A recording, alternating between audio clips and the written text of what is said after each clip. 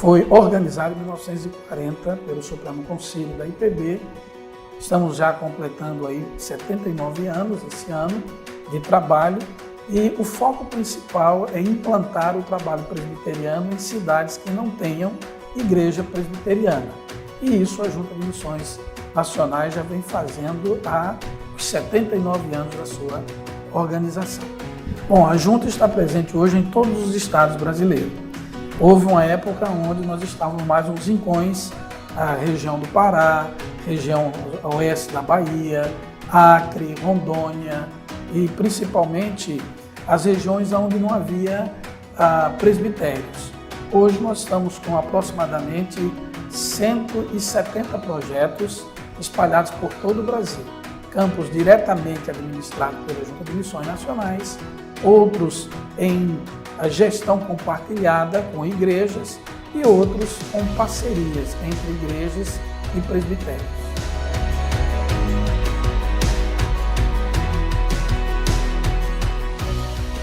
E cada presbitério ou cada igreja local, querendo alcançar um município mais próximo, que não tem o trabalho presbiteriano ou que tem uma congregação que está precisando de um apoio, de um aporte, de um treinamento, de colocar um obreiro de tempo integral com vistas a consolidar o campo, ele entra no nosso site, onde tem todas as explicações, tem um edital, e assim, baixando o edital aos formulários, os contatos, onde ele preenche aquela proposta de intenção de parceria. Enviando, recebe o protocolo e será tratado pela diretoria da Junta de Missões Nacionais em suas reuniões ordinárias. Cada presbiteriano gostaria de ver o Brasil todo com presbiterianos em todas as cidades. Este é um sonho do nosso primeiro missionário, acho que alguém sabe, que quando veio para o Brasil, no seu coração e escrito em seu diário, foi ver em cada cidade do Brasil uma igreja. Esse sonho ainda não foi concretizado, é uma obediência ao Senhor Jesus e nós irmos em todos os lugares, independente de cidades grandes, médias ou pequenas, a igreja chegar com o Evangelho, com a fé reformada, com o desejo de ali implantar uma comunidade.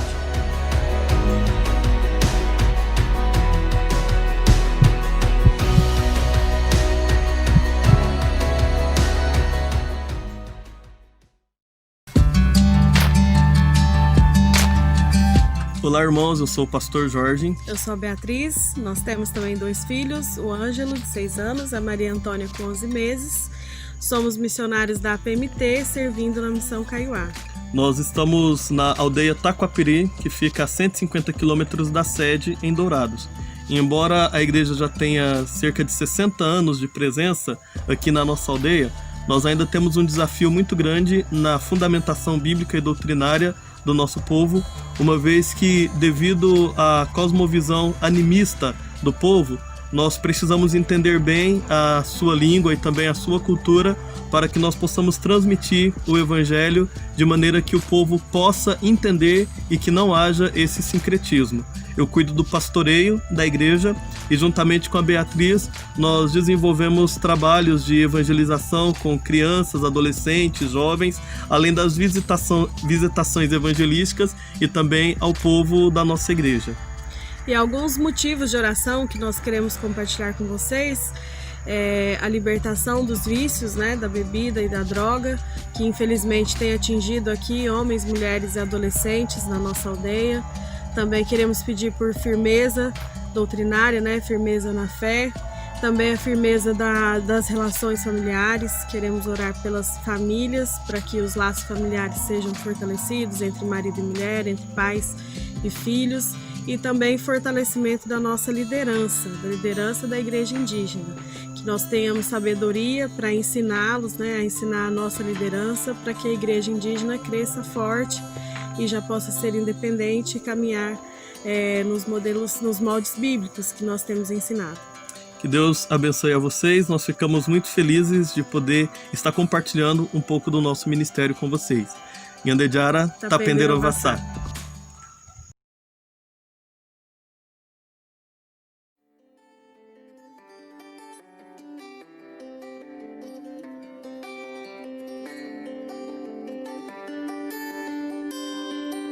Olá, irmãos e irmãs. Permitam-me apresentar rapidamente a APECOM, Agência Presbiteriana de Evangelização e Comunicação. A APECOM é uma autarquia da Igreja Presbiteriana do Brasil. Ela foi criada em 2010 pelo Conselho ou pelo Supremo Concílio da Igreja Presbiteriana, quando aquela reunião aconteceu em Curitiba. A APECOM é dirigida por um conselho de pastores e presbíteros eleitos pelo Supremo Concílio. Elaboramos projetos de evangelização e comunicação e os submetemos a um comitê gestor da igreja. Muitos dos projetos precisam de recursos financeiros. E os dízimos e ofertas que as igrejas enviam para a tesouraria da igreja ajudam na realização desses projetos da APECOM e também para os demais projetos, para os órgãos missionários da nossa denominação. A PMT, que é a Agência Presbiteriana de Missões Transculturais. JMN, Junta de Missões Nacionais. PMC, Plano Missionário Cooperativo. Daí a importância dos conselhos serem fiéis na contribuição que cada igreja deve fazer à tesouraria da IPB. Dos recursos, 54% é direcionado ao comitê gestor, que vai administrar esse recurso contemplando os projetos. Bom, com respeito à APECOM, ela executa pelo menos 19 projetos anualmente. Dentre eles, os congressos. Tanto o congresso que nós chamamos de nacional, quanto os congressos regionais em diversas regiões do nosso país. A APECOM, ela mantém as rádios na internet, inclusive uma que é a rádio com imagem, gravada do nosso estúdio em São Paulo. São programas ao vivo, inclusive músicas contemporâneas, sem esquecer, é lógico, as tradicionais. Fazem com que as nossas rádios sejam respeitadas internacionalmente. Cobrimos os eventos oficiais da IPB, com transmissão ao vivo. Isto permite que muitos irmãos e irmãs que, por algum motivo, não puderam participar daquele evento, acompanhem as atividades de seu interesse. A APECOM realiza cursos de treinamento para evangelização e discipulado, ministrados em diversos templos presbiterianos em todo o Brasil. São os discípulos de Jesus sendo treinados para cumprir a missão de compartilhar o Evangelho da Graça com outras pessoas. Nas dependências da APECOM em São Paulo, temos um espaço especial no qual realizamos o projeto CTA, Centro de Treinamento APECOM. São cursos ministrados nas áreas de competência da APECOM, tendo como professores pessoas que lidam na prática com aquilo que estão ensinando. Um outro projeto que realizamos, muito abençoado, é o Impacto Evangelístico. Trata-se de um culto ao ar livre. Os membros das igrejas são mobilizados a fim de que realizem esse evento. Obviamente que após o evento, irmãos devidamente instruídos deverão acompanhar as pessoas que, porventura, se decidirem por Cristo. Essas pessoas vão ser discipuladas pela equipe treinada. A APECOM produz e veicula conteúdo nas novas mídias, com publicações diversas, inclusive vídeos com um alcance que nós jamais podíamos imaginar. Mas, provavelmente, de todos os projetos executados pela APECOM, não podemos deixar de falar sobre os programas exibidos na televisão. Todos os sábados, às 9 horas, pela Rede TV e também aos sábados, às 9h30, pela Band, na grande cidade de São Paulo, veiculam os programas Verdade e Vida e Cada Dia. 2 programas da IPB com estilos diferentes, mas com os mesmos objetivos. E é exatamente aqui que eu gostaria de conclamar você para somar forças conosco, sendo um parceiro em missão. Preencha o formulário, ligue para 0800 119 105, de segunda a sexta no horário comercial, ou ainda acesse o site ipb.org.br. Cadastre-se, seja um parceiro em missão dos programas na televisão, a evangelização através da televisão. Vamos juntos continuar a veicular esses programas. E para isso, eu conclamo você para que nos ajude. Muito obrigado. Deus o abençoe.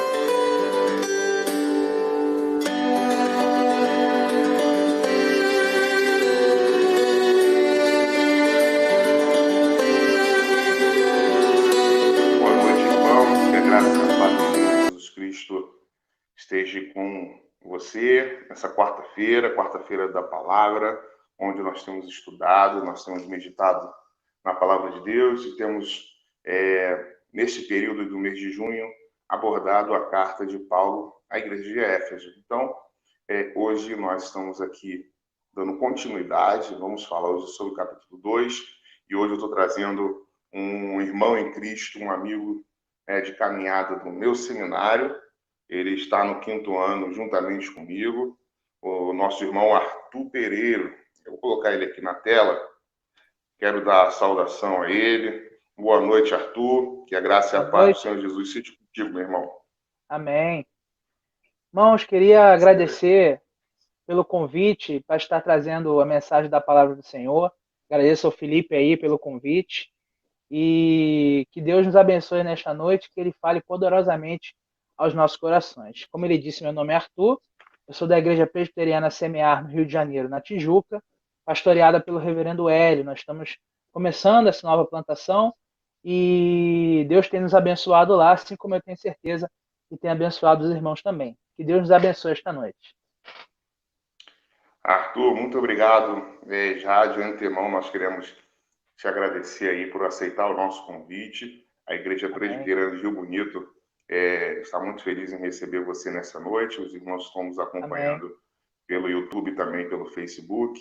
E eu tenho certeza que serão, né, momentos preciosos, porque toda vez que a gente se coloca diante da presença do Senhor para ouvir e falar conosco, nos ensinar, são momentos preciosos, não podemos desperdiçar nem um minuto sequer. Então, nós vamos estar fazendo uma oração aqui por iluminação pela palavra do Senhor, e em seguida, nosso irmão Arthur vai estar dando início ao seu estudo, e eu quero pedir a você que nos ajude compartilhando o nosso conteúdo. Você que está no YouTube, não deixe de curtir o canal, de se inscrever e de fazer a devida divulgação. Eu tenho falado aqui que a evangelização está muito fácil de fazer hoje. Qualquer pessoa pode compartilhar textos bíblicos ao invés de ficar compartilhando conteúdos que não interessam para a fé cristã. Então, aproveite e compartilhe esse estudo de hoje. Tenho certeza que vai te edificar e que vai edificar todas as pessoas que estiverem em contato com ele. Amém? Nós vamos estar orando e eu vou estar passando já em seguida a palavra para o nosso irmão Arthur. Deus de infinita graça e misericórdia, louvado seja o teu nome, porque nesta quarta-feira nós nos reunimos diante de Deus dessa transmissão para ouvir o Senhor falar conosco. Fale, ó Deus, conosco, na instrumentalidade do teu servo, o Arthur, que, ó Deus, ele seja um instrumento usado pelas tuas mãos para edificar os nossos corações. Que o teu Espírito Santo nos ajude, ó Deus, a entender, a discernir e, ó Deus, nos alimentar na palavra desta noite. Essa oração que nós fazemos em nome do teu Filho amado, Jesus Cristo. Amém. Arthur, que Deus te abençoe. Fique à vontade. A casa literalmente é sua, meu irmão. Amém. Obrigado, irmão. Que Deus nos abençoe nesta noite. Bom, irmãos, como eu tenho conversado, né? Ele disse que está trabalhando com os irmãos a carta de Paulo aos Efésios, uma preciosa carta, né? Uma carta maravilhosa, é uma das riquezas da palavra do Senhor para nós. E hoje me ficou a incumbência de trabalhar o capítulo 2, do versículo 1 ao versículo 10. Então nós vamos trabalhar hoje o capítulo 2 da carta de Paulo aos Efésios, do versículo 1 até o versículo 10. Eu vou esperar os irmãos um pouco aí abrirem a Bíblia para poder acompanhar a leitura, para que a gente possa caminhar junto e crescer na graça e no conhecimento do Senhor a partir de sua palavra. Carta de Paulo aos Efésios, no capítulo 2, faremos a leitura do versículo 1 ao versículo 10.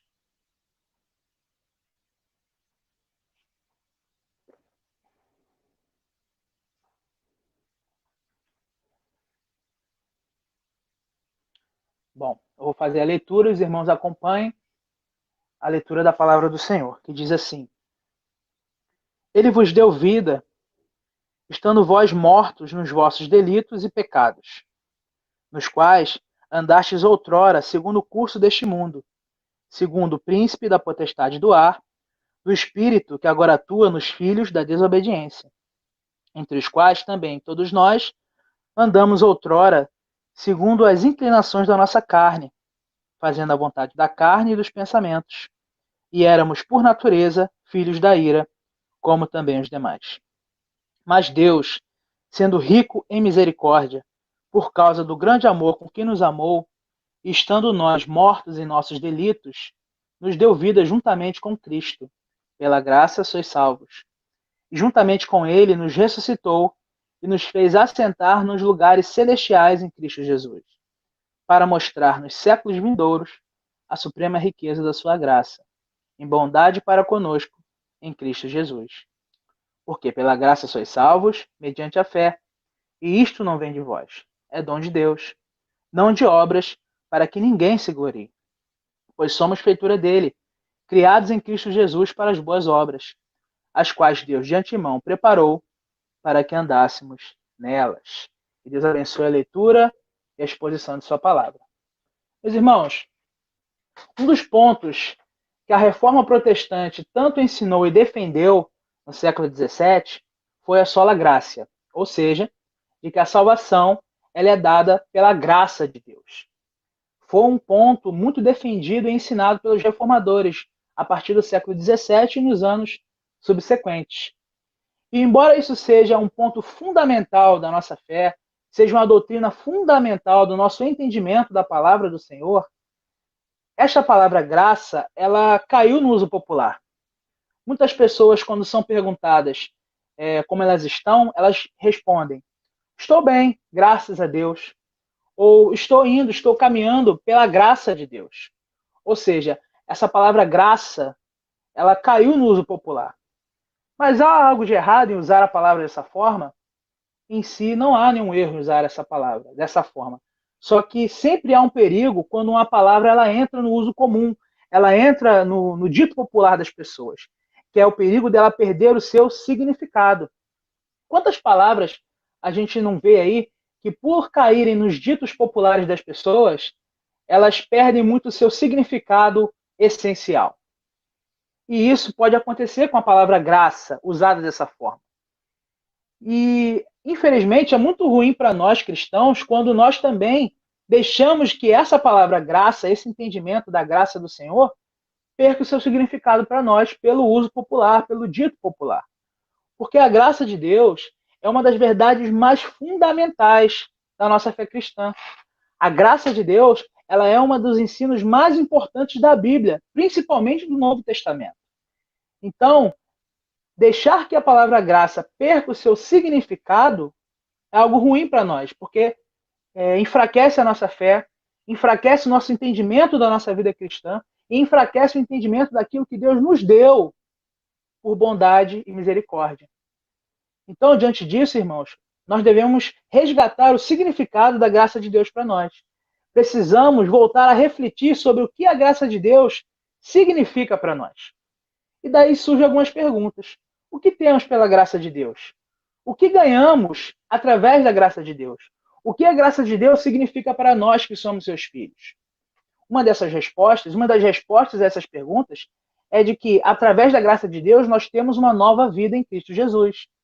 Ou seja, através da graça do Senhor, recebemos uma nova vida em Cristo Jesus. E é justamente sobre isso que nós vamos meditar hoje. Nós vamos meditar sobre a nova vida dada pela graça. A nova vida dada pela graça. Essa carta, a carta de Paulo aos Efésios, foi escrita quando o apóstolo estava preso em Roma no final de sua vida. Embora essa carta seja destinada aos Efésios, segundo os primeiros versículos da carta, ela originalmente foi escrita como uma carta cíclica. E o que é uma carta cíclica? É uma carta que é escrita para percorrer todas as igrejas da Ásia Menor. Se nós fizermos uma comparação entre a carta de Paulo aos Efésios e as outras cartas que ele escreveu, nós vamos ver um diferencial na carta aos Efésios.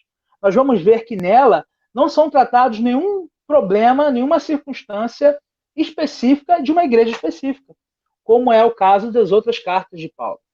Mas ali, Paulo trata de temas que são comuns e universais para todos os cristãos. E disso nós entendemos que é uma carta cíclica, é uma carta que foi escrita para percorrer as demais igrejas. E o propósito de Paulo de escrever esta carta foi mostrar que Deus tinha e tem um propósito de reunir, através de Cristo, um povo constituído tanto de judeus quanto de gentios para viver eternamente com ele. No capítulo 1, ele fala sobre Deus nos escolhendo antes da eternidade, nos redimindo pelo sangue de Cristo e nos selando com o Espírito Santo da promessa. No capítulo 2, que é o texto que nós vamos meditar, Paulo vai mostrar como que Deus aplica o seu propósito de salvação à vida dos crentes através de sua graça, dando uma nova vida em Cristo Jesus. Novamente eu afirmo que esse é o tema que nós vamos trabalhar. A nova vida dada pela graça. Refletindo sobre a graça de Deus, nós entendemos que a nossa vida em Cristo, ela é, em primeiro lugar, um contraste da nossa antiga vida sem Cristo. Se nós lermos os versículos de 1 a 3, nós vamos ver isso. Os versículos de 1 a 3 diz o seguinte: Ele vos deu vida, estando vós mortos nos vossos delitos e pecados, nos quais andastes outrora, segundo o curso deste mundo, segundo o príncipe da potestade do ar, do espírito que agora atua nos filhos da desobediência, entre os quais também todos nós andamos outrora segundo as inclinações da nossa carne, fazendo a vontade da carne e dos pensamentos, e éramos por natureza filhos da ira, como também os demais. A primeira coisa que Paulo vai mostrar aqui é sobre a morte espiritual dos crentes que viviam antes da conversão. Ou seja, a morte espiritual que aqueles que são filhos de Deus viviam antes de ser resgatados por Cristo Jesus.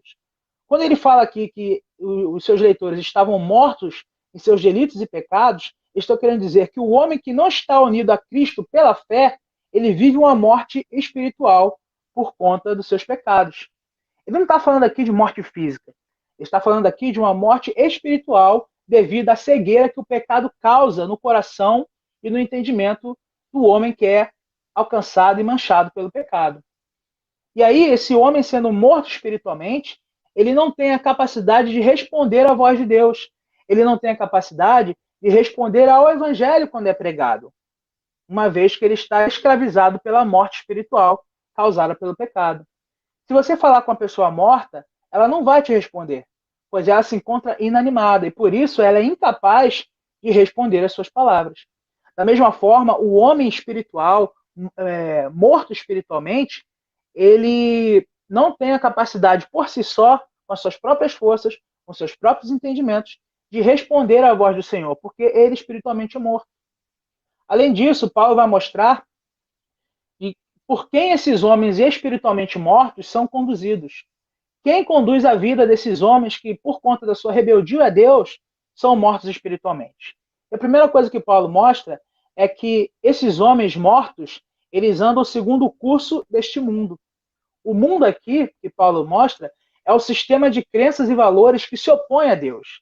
São os valores e crenças que nós vemos na mídia, e muitas músicas, e muitos filmes e novelas que nós vemos, que atacam a família tradicional, que atacam os bons valores e os bons costumes, que atacam o conservadorismo que nós defendemos como os cristãos, os valores que vêm da palavra de Deus. E existe um sistema no mundo que se opõe a isso.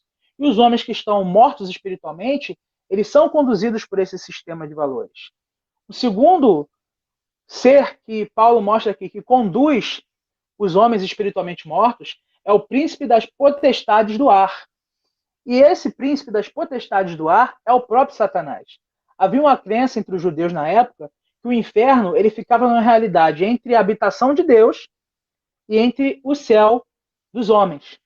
Por isso que Paulo chama Satanás de príncipe das potestades do ar, príncipe dos espíritos malignos que percorrem a realidade espiritual ao nosso redor.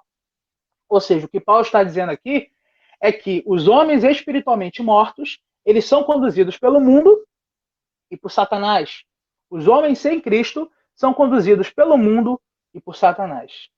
Chegando no versículo 3, Paulo agora não só vai falar dos seus leitores, mas vai incluir tanto a si mesmo como os judeus nessa vida sem Cristo. Ele vai começar o versículo 3 dizendo o seguinte: entre os quais também todos nós andamos outrora. Esse nós aqui, Paulo está se referindo a si e aos judeus. Ele vai dizer que tanto ele como os judeus, assim como os gentios, eles não só são escravizados pelo mundo, eles não só são escravizados por Satanás, mas eles também são escravizados pelo pecado. Quando ele fala aqui sobre a carne, ele diz aqui que entre os quais também todos nós andamos outrora, segundo as inclinações da nossa carne, fazendo a vontade da carne e dos pensamentos, ele está dizendo que tanto ele, tanto os judeus, quanto os gentios, sem Cristo, viviam escravizados por sua natureza pecaminosa, por conta do pecado de Adão e por conta dos nossos pecados cometidos. Paulo vai fazer muito isso. Lá na sua epístola aos Romanos, no capítulo 1, ele fala do pecado dos gentios. No capítulo 2, ele fala do pecado dos judeus. E em Romanos 3, versículo 9 e versículo 29, ele vai dizer o seguinte: que se conclui? Temos nós qualquer vantagem? Não, de forma nenhuma, pois já temos demonstrado que todos, tanto judeus como gregos, estão debaixo do pecado, pois todos pecaram e carecem da glória de Deus. Ou seja, quem está dizendo que tanto judeus quanto gentios, todos eles, de forma universal, são escravos do pecado e por isso carecem da glória de Deus. No final do versículo 13 ainda vai dizer que todos eles éramos por natureza filhos da ira, como também os demais. Filhos da ira aqui são homens sujeitos à ira de Deus. O que ele está dizendo é que todos os seres humanos, por conta do pecado de Adão, todos os seres humanos, por conta da sua natureza pecaminosa, estavam debaixo da ira de Deus. Deus é santo, irmãos. E Deus não poderia deixar de castigar o pecado. Ele castiga o pecado daqueles que são seus filhos em Cristo Jesus, e por isso nós somos perdoados. Mas ele não deixa de castigar o pecado. E quando Paulo diz aqui sobre a realidade antes da conversão, ele está dizendo que todos aqueles que ainda não se renderam aos pés de Cristo estão debaixo da ira de Deus, porque ainda estão escravizados pelos seus pecados, ainda estão sendo escravizados por Satanás, ainda estão sendo escravizados pelo mundo e estão em rebelião e transgressão a Deus. E por isso, todos esses que não estão em Cristo Jesus estão debaixo da ira de Deus. É o que Paulo está ensinando aqui. Não é? E aí, quando entendemos esse primeiro ponto, esse primeiro ensino de Paulo, nós entendemos que só vamos conseguir vislumbrar e dar a devida importância à nossa nova vida pela graça de Deus quando a gente entende de onde que ela nos tirou. Porque Paulo vai apontar essa vida antes de Cristo, essa vida manchada pelo pecado, essa vida escravizada pelas forças malignas, tanto do mundo quanto de Satanás, uma vida que ainda não se rendeu aos pés de Cristo, para que ele faça depois o contraste da vida que é resgatada dessa escravidão. Ou seja, nós só conseguimos entender a graça e dar o devido valor a ela quando nós entendemos da onde que ela nos tirou, da onde que Deus nos tirou através de sua graça, que foi de uma vida escrava do pecado, escrava do mundo e escrava de Satanás. Então, quando nós olhamos para esse ensino de Paulo, nesses 3 primeiros versículos, nós vemos qual é a vida que hoje a nossa vida em Cristo contrasta. Nós vemos da onde que Deus, através de Cristo, através de sua graça, nos resgatou. E aí nós olhamos para Deus, agradecemos a Ele, vivemos uma vida de amor e gratidão a Ele, porque entendemos que Ele nos tirou de um poço lamaçal de pecado. Ele nos tirou de uma vida que nós, por nós mesmos, não conseguiríamos nos libertar. Então, diante disso, quando nós olhamos para a antiga vida antes da conversão e vemos o que a graça produziu na nossa vida, nós olhamos para ela com mais valor e aí resgatamos o significado que ela tem para nós. Esse é o primeiro ensinamento desse texto. Em segundo lugar, refletindo sobre a graça de Deus, nós entendemos que a nossa nova vida em Cristo é uma vida renovada espiritualmente. Acompanhe comigo os versículos de 4 a 7, que diz assim: Mas Deus, sendo rico em misericórdia, por causa do grande amor com que nos amou, e estando nós mortos em nossos delitos, nos deu vida juntamente com Cristo. Pela graça sois salvos. E juntamente com Ele, nos ressuscitou e nos fez assentar nos lugares celestiais em Cristo Jesus, para mostrar, nos séculos vindouros, a suprema riqueza de sua graça, em bondade para conosco, em Cristo Jesus. Paulo começa agora a falar da nova vida que em Cristo Deus nos deu por sua graça. Ele vai mostrar qual é a causa dessa nova vida que nos é dada por meio de Cristo. E a causa é o amor e a misericórdia de Deus por nós. Quando nós chegamos no versículo 4, logo a primeira palavra ela já dá um significado muito importante para nós. Porque ele diz assim, mas Deus. Isso é muito importante, irmãos. Porque Paulo descreve a vida escravizada pelo pecado, a vida escravizada pelo mundo, a vida escravizada por Satanás. E aí no versículo 4 ele diz, mas Deus. Ou seja, Deus interveria para mudar essa situação. Deus agiria em nosso favor para nos libertar dessa vida escravizada por essa tríade maligna. E o que ele fez? O que ele exerceu para nos libertar desta vida e nos dar uma nova vida em Cristo Jesus? Primeiro, ele exerceu sobre nós a sua misericórdia e o seu amor. A nossa nova vida em Cristo, ela é uma consequência, ela é um efeito do grande amor e misericórdia que Deus manifesta por nós. Depois de falar da causa, Paulo vai mostrar como que essa nova vida dada pela graça é marcada por uma ressurreição presente e uma ressurreição futura. Em relação à ressurreição presente, no versículo 5 ele diz o seguinte: estando nós mortos em nossos delitos e pecados, nos deu vida juntamente com Cristo, pela graça sois salvos. E é no versículo 6, na primeira parte, juntamente com ele nos ressuscitou. Quando Paulo diz isso aqui, ele está falando que através de Cristo Deus nos trouxe a vida novamente, que Deus nos tirou da morte espiritual que nós estávamos e nos colocou agora numa vida vivificada espiritualmente para atender a voz de Deus, para ser alcançado pelo Evangelho e viver para a sua glória e sua graça.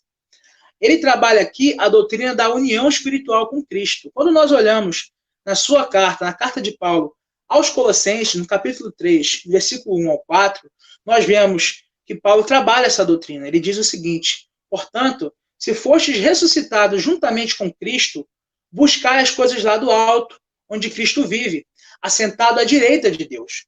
Pensai nas coisas lá do alto, não nas que são aqui da terra, porque morrestes e a vossa vida está oculta juntamente com Cristo em Deus. Quando Cristo, que é a nossa vida, se manifestar, então vós também sereis manifestados com ele em glória. Aqui Paulo está trabalhando a doutrina essencial para o nosso entendimento sobre a santidade e sobre o nosso crescimento em Cristo, que é a doutrina da união espiritual com Cristo. O que consiste essa doutrina? Ela nos une a Cristo na sua morte e ressurreição, de forma que, assim como Cristo, ele morre na cruz do Calvário, esse nosso velho eu, essa vida de pecado, escravizada pelo pecado, escravizada por Satanás, escravizada pelo mundo, morre juntamente com ele na cruz. E assim como ele ressuscitou dos mortos para uma nova vida ressurreta, nós espiritualmente somos ressuscitados para agora uma vida que não é incapaz de ouvir a Deus, mas agora ouve a voz de Deus, ama a Deus e deseja obedecê-lo. Então, a primeira coisa que Paulo mostra aqui é essa ressurreição já presente na nossa vida, que é uma ressurreição espiritual, que é uma vida vivida para Deus e para Cristo agora, sendo possibilitada, sendo possível pelo poder de Deus, pela graça de Deus, nos dando uma nova vida em Cristo Jesus. Depois de trabalhar a ressurreição presente, Paulo vai trabalhar também a ressurreição futura. Ele vai continuar dizendo, no versículo 6, o seguinte: nos fez assentar nos lugares celestiais em Cristo Jesus. Assentar nos lugares celestiais em Cristo Jesus significa união com Cristo exaltado. Ou seja, Cristo, quando foi exaltado à direita do Pai, ele recebeu do Pai o controle da criação, o governo da criação e o governo da sua igreja, e ele foi colocado sob a autoridade de todos os governos do mundo, inclusive do governo dos demônios, dos espíritos malignos.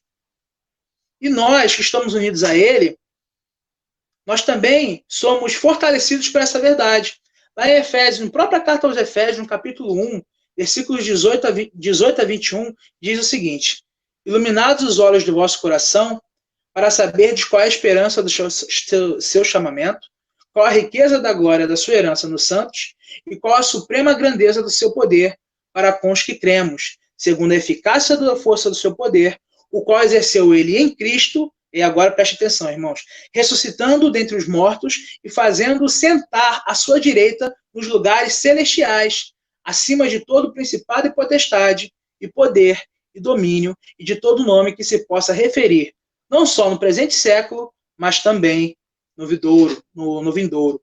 Ou seja, Cristo, ao ressuscitar ao terceiro dia e ser exaltado à direita do Pai, ele venceu de uma vez por todas o pecado, o mundo e Satanás.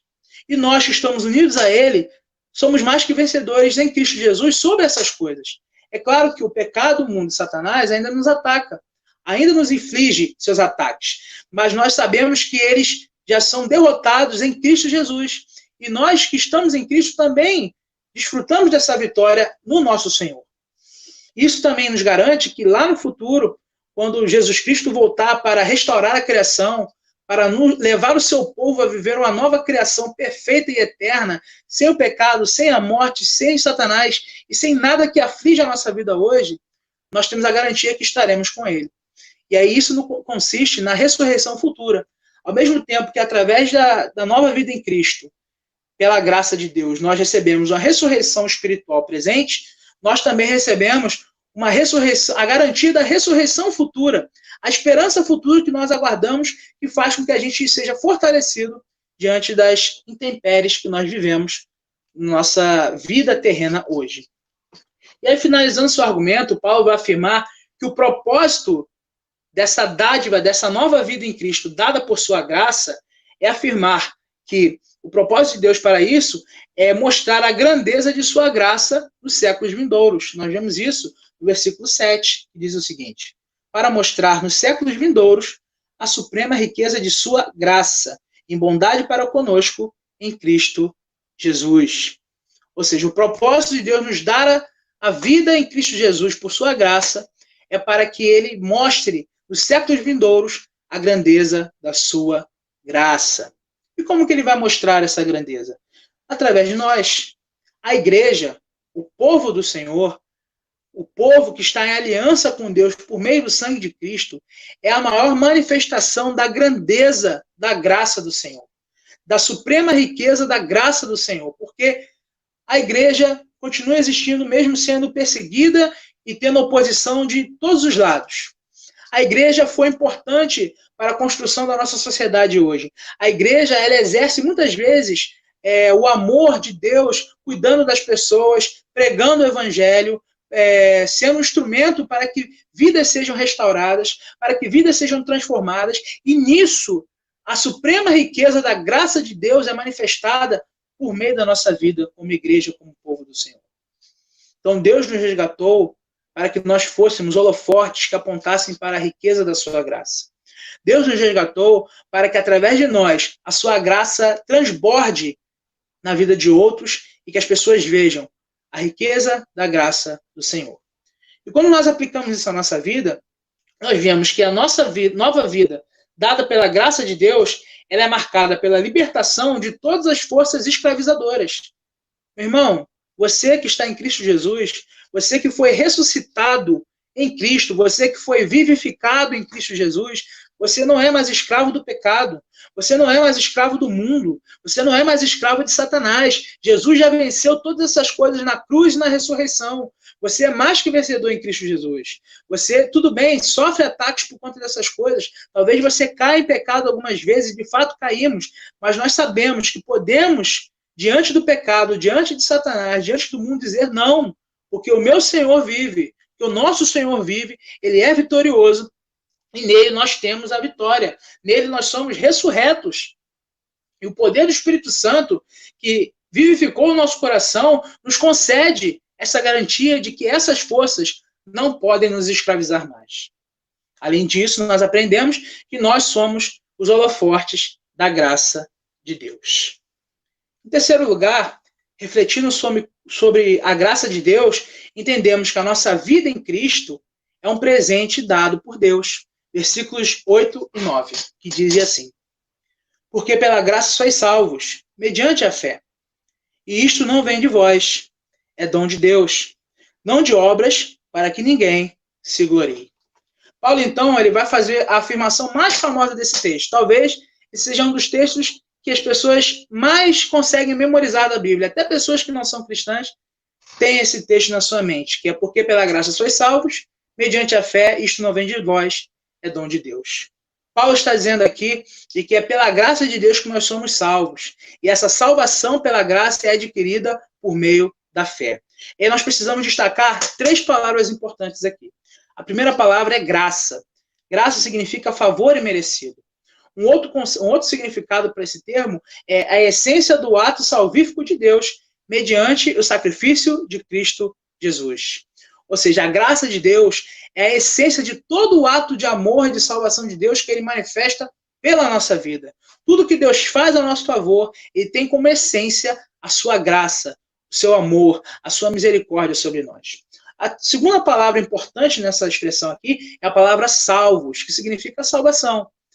E aí o que é importante nós notarmos aqui é o tempo verbal dela, porque no grego original, o tempo verbal dela é o particípio perfeito. E essa construção verbal significa um estado atual que é resultante, que é efeito de um ato feito no passado. Ou seja, Paulo está dizendo aqui que a nossa salvação é o nosso estado atual e permanente, resultante do ato de Deus de entregar Cristo na cruz do Calvário e ressuscitá-lo ao terceiro dia para nos trazer a salvação. Ou seja, Paulo está dizendo aqui que pela graça nós somos salvos e permaneceremos salvos em virtude daquilo que ele fez por meio de Cristo Jesus, é entregá-lo na cruz do Calvário e ressuscitá-lo ao terceiro dia para nos dar a salvação. Terceira palavra aqui, importante nós atentarmos, é a palavra fé. Ele diz que é pela graça que nós somos salvos, mediante a fé. Fé aqui é a confiança que nós temos em Deus, em Cristo Jesus, de que ele nos salvou em Cristo Jesus e que ele cuida da nossa vida. E a fé, os teólogos, quando vão falar sobre a fé, dizem que ela é o instrumento através do qual nós nos apegamos às bênçãos em Cristo Jesus. A fé também é um dom de Deus. Essa fé não é uma fé meramente humana, não é uma fé conquistada e produzida pelo nosso conhecimento, pelos nossos anseios naturais. Essa fé é um dom de Deus que ele nos dá para que nós, através de sua graça, nos apeguemos a tudo aquilo que podemos ter em Cristo Jesus, a salvação, o amor de Deus, a comunhão com ele, o fortalecimento diante das dificuldades, a santificação, o Espírito Santo. É através da fé que ele nos dá que nós podemos nos apegar a essas coisas. É como se fosse Deus nos dando um terreno e a fé é uma pá que ele nos dá para cavar esse terreno. Mas não se torna um cavar pesado, porque o próprio Deus nos ajuda a cavar. Ou seja, a fé é esse instrumento que ele nos dá, para nós nos apegarmos às bênçãos que ele tem para nos dar em Cristo Jesus. Infelizmente, às vezes, nós somos ricos em Cristo e vivemos como pobres espiritualmente. Tim Keller fala isso em seu livro sobre oração. Ele diz que nós temos riquezas espirituais imensas e inesgotáveis em Cristo Jesus, mas nós não desfrutamos delas porque não nos apegamos a elas com fé, com a fé que o Senhor nos deu. Depois, Paulo vai reafirmar que essa graça ela é um dom de Deus e não é adquirida por obras, para que ninguém se glorie, ou seja, para que ninguém se encha de orgulho.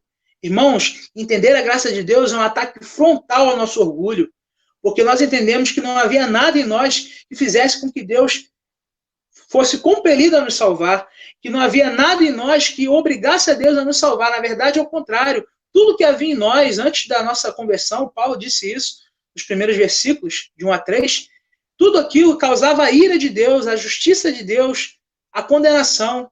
Mas Deus, por sua graça, por seu amor, por sua misericórdia, resolveu nos salvar, resolveu entregar Cristo no nosso lugar. Isso não vem de nós, isso não é motivado por nenhum mérito nosso, porque não há méritos em nós. O profeta Isaías diz que as nossas melhores obras são como trapos de imundícia. Então, a nossa salvação ela não é nenhuma recompensa à nossa bondade, à nossa suposta bondade. Ela é um presente dado por Deus. Isso é um ataque frontal ao nosso orgulho, principalmente quando nós nos achamos melhores do que os outros por sermos cristãos. Tem um sermão pregado por Charles Spurgeon chamado A Graça Distinguidora, onde ele começa dizendo: o que te faz diferente do homem que está bêbado, embriagado na taverna? O que te faz diferente daquela mulher que vive uma vida pregressa? O que te faz diferente não é a sua bondade, não é a sua justiça, não é a sua suposta santidade. O que te faz diferente é a graça de Deus que o distinguiu da humanidade manchada no pecado e resolveu te dar uma nova vida em Cristo Jesus. Entender isso sobre a graça de Deus, faz-nos compreender que o nosso orgulho humano, a nossa vida e tudo aquilo que a gente tem de bom é fruto da graça de Deus. Isso nos torna mais humildes, nos faz olhar para Deus de forma mais graciosa, mais agradecida e mais amorosa, nos faz olhar para nós mesmos de forma mais humilde e nos faz olhar para o próximo de forma mais amorosa, porque nós não vemos o próximo que não é cristão pior do que nós, porque se não fosse a graça estaríamos igual, até piores do que ele. Então, entender isso faz-nos ver a nossa vida cristã como um presente de Deus. E aí, em último lugar, refletindo sobre a graça de Deus, nós entendemos que a nossa vida em Cristo é uma obra-prima feita por Deus. Versículo 10, leia comigo. Pois somos feitura dele, criados em Cristo Jesus para as boas obras, as quais Deus de antemão preparou para que andássemos nelas. Paulo vai concluir essa linda passagem dizendo que, falando sobre o resultado prático dessa nova vida dada pela graça de Deus. Ele diz duas coisas importantíssimas nesse versículo 10. Primeiro, ele vai dizer que somos feitura de Deus. E depois ele vai dizer que somos feituras de Deus, criados em Cristo Jesus. Essas duas palavras são importantíssimas. A palavra feitura, ela vem de um termo grego chamado poema, que é de onde vem a nossa palavra portuguesa, poema. Ou seja, o que Paulo está dizendo aqui é que essa nova vida que Deus nos dá, essa nova vida dada pela sua graça, ela é um poema escrito pelas mãos poderosas e amorosas de Deus. Ela é um poema escrito por Deus e ele aplica esse poema na nossa vida. A nossa vida é uma construção artística de Deus. A nossa vida de obediência a Ele, a nossa vida de santidade a Ele, a nossa vida de amor ao próximo, a nossa vida de serviço aos nossos irmãos e à igreja e ao próximo, ela é um grande poema escrito por Deus, escrito por sua graça na nossa vida. Além disso, ele diz que nós somos feituras de Deus, criados em Cristo Jesus. Criados em Cristo Jesus significa que nós, em Cristo Jesus, somos feitos uma nova criação. Somos recriados em Cristo Jesus. Lá em 2 Coríntios, no capítulo 5, versículo 17, ele diz o seguinte: e assim, se alguém está em Cristo, é nova criatura. As coisas antigas já passaram e eis que se fizeram novas. Em Cristo Jesus, nós somos recriados novamente. O nosso velho eu morre, o nosso velho eu manchado pelo pecado, escravizado pelo mundo, por Satanás, morre, e um novo ser, vivificado em Cristo Jesus, salvo, amado e perdoado pelo Senhor, é trazido à existência, é criado novamente, é feito novamente por Cristo Jesus, pelo nosso Deus, que nos concede a sua graça. Ao escrever um texto, um poema, ao fazer um desenho, ao escrever um poema, ao pintar um quadro, um artista ou escritor, com todo amor e zelo, ele cria sua obra de arte para expressar a beleza produzida pelo seu talento. Da mesma forma, Deus, quando ele nos resgata em Cristo Jesus, quando ele nos vivifica em Cristo Jesus, nos liberta do pecado, nos liberta do mundo de Satanás, nos faz andar numa vida para a glória dele, em obediência a ele, a serviço dos nossos irmãos e do próximo, ele está construindo uma obra de arte através da nossa vida. Ele está fazendo a gente louvá-lo, engrandecê-lo, ele está fazendo a gente expressar através da nossa vida um grande poema de amor, um grande poema de graça escrito pelas mãos de Deus. Terminando a passagem, ele vai mostrar que o propósito dessa recriação, desse poema escrito pelo Senhor, é nos fazer viver as obras que ele preparou de antemão para nós. As obras de justiça que nós praticamos hoje como cristãos, as obras de amor, a nossa vida e obediência a Deus, ela é fruto do plano eterno de Deus de nos fazer parecidos com Cristo e nos resgatar para Ele. Quando nós entendemos e aplicamos essas verdades à nossa vida, nós entendemos que essa graça que nos é dada, ela não está restrita apenas ao nosso momento de conversão. Às vezes, nós entendemos até no nosso inconsciente, às vezes nem é algo explícito, mas é algo que está entranhado em nós achamos que a graça foi necessária para a salvação e agora depende do nosso esforço. Mas não. A graça, ela não só esteve presente na salvação, na conversão, mas ela está de forma dinâmica nos acompanhando durante toda a nossa vida.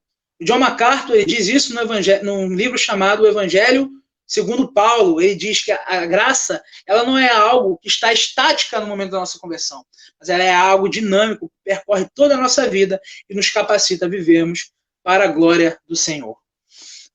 Dietrich Bonhoeffer, que foi um pastor da Segunda Guerra Mundial, um pastor na época do nazismo, ele faz uma distinção muito interessante sobre a graça barata e a graça preciosa. A graça barata é aquele entendimento da graça, de que porque somos salvos pela graça, podemos viver da maneira como bem entendermos, porque não seremos condenados. Isso é um entendimento errado sobre a graça de Deus. Porque a graça de Deus, não sendo apenas um acesso à salvação, mas uma dinâmica que age em toda a nossa vida, ela não é uma graça barata, ela é uma graça preciosa. Bonhoeffer vai dizer que a graça de Deus ela é uma graça preciosa, que transforma a nossa vida, que nos conduz numa vida com Deus, que nos conduz numa vida de amor ao próximo, nos conduz numa vida que expressa a riqueza, a grandeza da graça de Deus. Resumindo, irmãos, nós aprendemos hoje que, primeiro, precisamos entender a nova vida dada pela graça de Deus à luz da vida morta espiritualmente que vivíamos antes da conversão. Só assim daremos o devido valor à graça de Deus. Em segundo lugar, nós aprendemos que a nossa nova vida dada pela graça de Deus nos garante que estamos libertos da escravidão do pecado, do mundo e de Satanás. Em terceiro e último lugar, nós aprendemos que a nossa nova vida dada pela graça de Deus quebra o nosso orgulho, pois ela é dom de Deus e que ela é nos dada para que nós vivemos um poema, uma obra de arte das mãos de Deus, que é marcada pela obediência e pelo serviço a Deus para a glória do seu nome.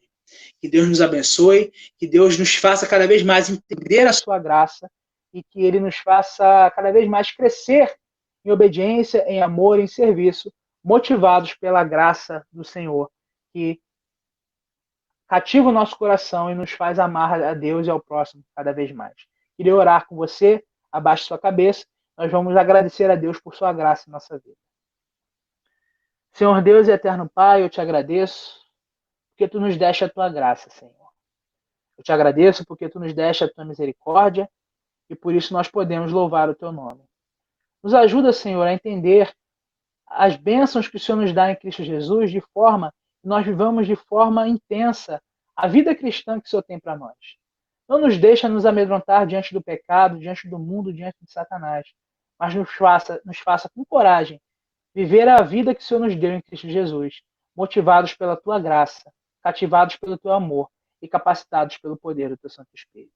Abençoe a amada igreja presbiteriana de Rio Bonito, abençoe o Felipe, o seu ministério pastoral. Eu te louvo pela vida desse precioso irmão, a amizade dele na minha vida, e que o Senhor abençoe a sua família, as famílias pela igreja representadas, que o Senhor nos dê fortalecimento diante dessa pandemia que estamos vivendo e que nossos olhos estejam voltados para Ti, que é o Senhor dos Exércitos, que é o Senhor da Glória e que cuida e zela por nossa vida. É o que pedimos, Senhor, e agradecemos em nome de Jesus. Amém. Que Deus abençoe. Fica na paz.